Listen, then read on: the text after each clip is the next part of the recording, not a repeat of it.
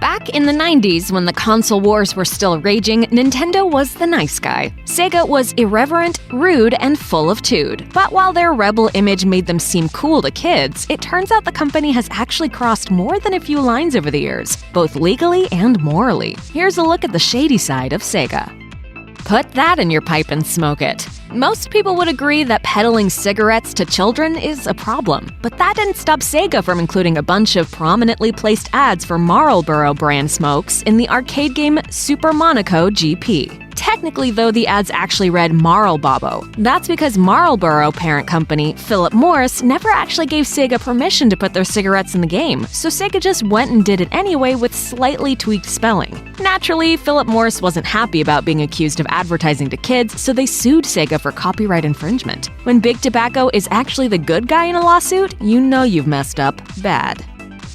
Just don't do it.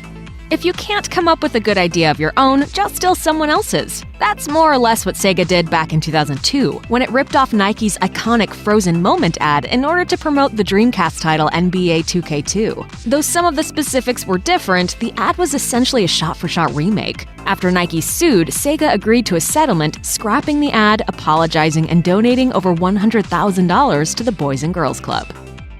The bait and switch. Savvy video game fans know that most trade show demos are fake, but few are as egregiously misleading as the ones promoting Aliens Colonial Marines from 2013. While the demo from the previous year was a slick sci-fi action experience, the actual game sported significantly worse graphics. Worse, entire levels were missing, and the highly touted artificial intelligence was actually as dumb as rocks. Angry customers retaliated with a lawsuit that accused Sega and the developer Gearbox Software of false advertising, resulting in a $1.25 million settlement from Sega. The Saturn launch snafu. At E3 1995, Sega made a surprise announcement. Its latest console, the Sega Saturn, wouldn't release that September as planned. Instead, it was coming out that very day, 4 months before its planned release date. I'm really looking forward to seeing the Sega Saturn over there and all the new games that are coming out on it. All right, well, let's go check it out. Okay, great. Okay. One problem. While a few select vendors already had shipments on hand to satisfy the sudden demand, plenty other retailers were never even informed of the decision, and were caught with no product to sell at all. Some chains like KB Toys were so upset that they refused to ever carry the Saturn, giving all of Sega's precious shelf space to its competitors, the Sony PlayStation and the Nintendo 64. What else can go wrong? Urgent Synapse on line 2. It's the sphincter. What is going on up there? It wasn't just retailers who were caught off guard either. Sega also didn't bother to let a number of its third-party developer partners know about the Saturn's new release date, and many resented the decision. As a result, a flurry of high-profile games moved from the Saturn to the PlayStation, leaving the Saturn's library pretty bare. But that all happened after the Saturn's launch. Things were actually even worse for Sega on the exact day it announced the Saturn's debut. Sony held a press conference right after Sega's where the company announced that the PlayStation would cost a full $100 less than the Saturn, stealing any momentum that Sega gained from the Saturn's surprise launch. Sony's Steve Race just had to say one number to drive the crowd wild. $299. Game, set, and match. The Sonic spying scandal. According to mobile security company Prodeo, 3 of Sega's Sonic game apps collect location and device data from users' mobile devices and send the information to various servers, including at least 3 that Prodeo calls uncertified. Even worse, Prodeo has identified 2 issues that could lead to man-in-the-middle attacks, as well as a handful of other security holes. Just who is getting this data and what they're doing with it is unclear, but considering the popularity of Sonic the Hedgehog, it's estimated up to 600 million users may be affected. Yikes. The pilfered fan art.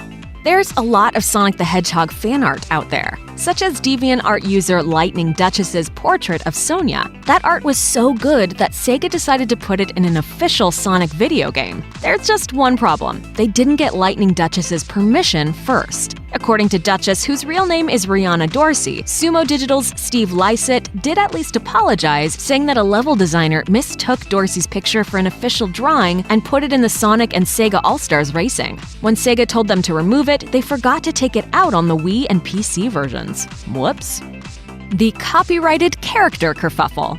Batman, Spider-Man, Rambo, Godzilla, and the Terminator are all awesome characters, and seeing them all in a single game would be great. Thanks to rights issues, however, it'll probably never happen, unless you count Sega's infamous side-scroller Revenge of Shinobi, which went ahead and included them all anyway. According to director Noriyoshi Oba, this was another mistake by the art team, as they didn't realize his quick sketches of bad guys based on popular characters were just guidelines. Then Sega decided to go ahead and release the game anyway because, according to Oba, back then copyright wasn't as strictly enforced. Except that it was enforced, and over time Sega was forced to put out 5 different versions of Revenge of Shinobi to keep the lawyers at bay. Godzilla became a skeleton, Batman became a demon, Spider-Man stayed intact for a while but was eventually replaced by a pink doppelganger. All of which just goes to show that breaking the rules may seem cool, but breaking the law will get you sued into oblivion. So stay in school, kids.